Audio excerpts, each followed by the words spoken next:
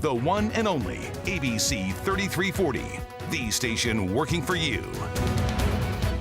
At the State House today, committee meetings for the hundreds of proposed bills filed for the legislative session began. ABC 3340's Austin Pratt attended some of those committee meetings and has the details on the Judiciary Senate Standing Committee's meeting, where a handful of popular bills were discussed. Austin?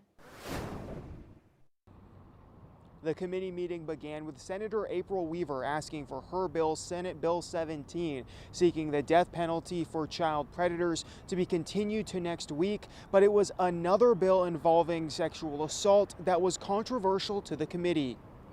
My concern is that if we remove this in Alabama, that's going to make it more difficult to come to any kind of a settlement in these matters.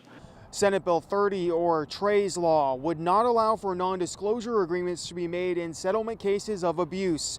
Named after Trey Carlock, who took his life after suffering sexual abuse in Texas and signing an NDA in a settlement after.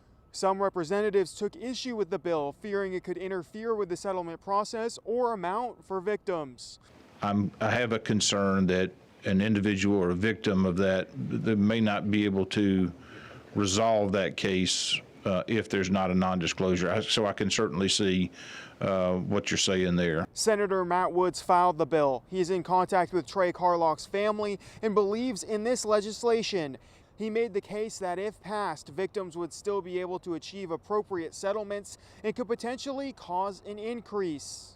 Another says taking NDAs off the table actually helps with achieving a better settlement amount because opposition cannot hold that over the victim's head in the negotiation process.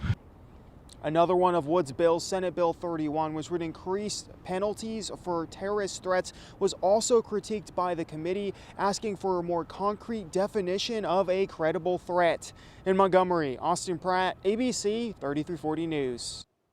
And you can find more on Senator Wood's bills and the latest from the State House on our website and the ABC 3340 News app.